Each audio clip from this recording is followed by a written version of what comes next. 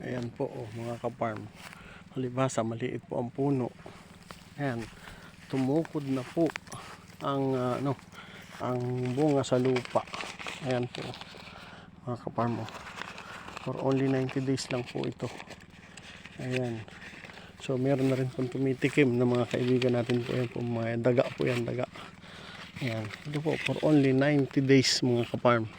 Gamit po yung ating pong isang napakaayos po na foliar. So mga ka-farm, meron po akong foliar dito na tinitest ngayon. So hindi ko lang po ito i-public sa inyo sa ngayon.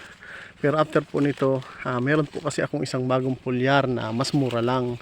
So nakita ko po na bagamat meron po tayong mga nasa market na dati, meron po akong isang bagong foliar na tinatrial ngayon.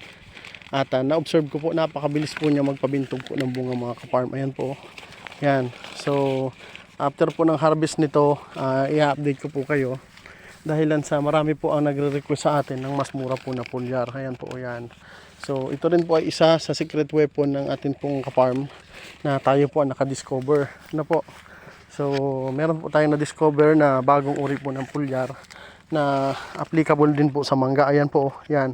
So ito po ay i-share ko po sa inyo kapag po tayo po ay nakapag-harvest na, mga ka-farm. Ayan po, akala nga po natin ay sigay na, pero lumaki pa rin po siya. Ayan po, yan. At ito po yung sinasabi ko sa inyo na inulan po ng full bloom na ginamitan po natin ng atin pong tinatawag po na emergency hugas. Tayo din po ay nag-partial hugas. So sabi nila, puro gulgul daw, hindi daw po lalaki kasi bakit daw po in-spray natin nang nasa critical stage. Ang Ka-Farm TV po ay may sarili pong way of mixing at way of application.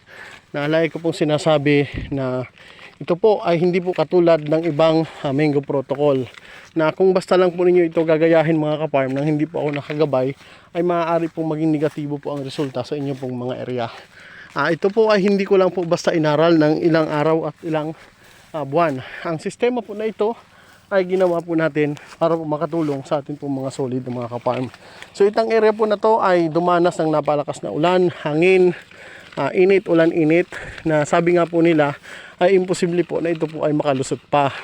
So mga ka-farm, ito po ay gumawa po ako ng content para ipakita po sa inyo na ang Ka-Farm TV Mango Protocol po, kahit po tayo inuulan ng full bloom, basta tayo po ay nasa area, malaki po ang chance natin na tayo po ay makapag-survive pa rin po ng bunga.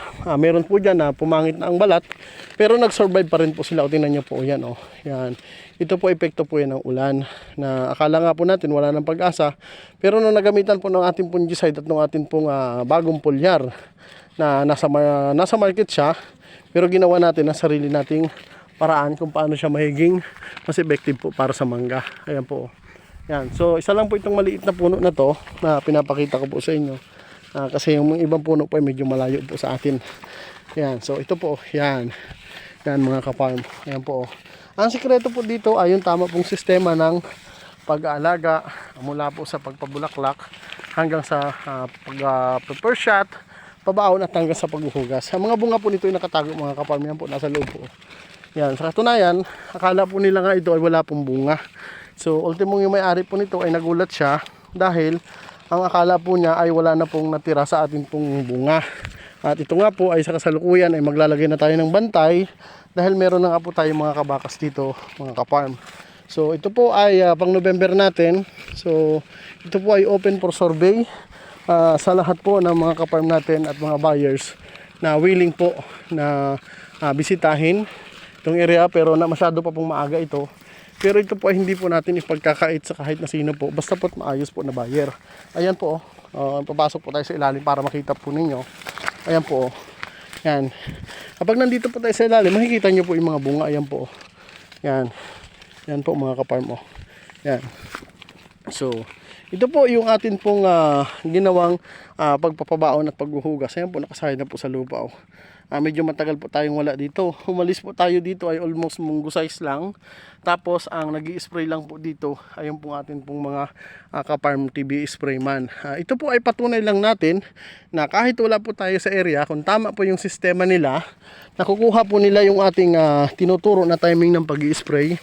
At maging sa monitoring po ay hindi po may hirapan kung talaga pong sumusunod sa atin pong mga itinuturo sa kanila. Ayan po. Yan.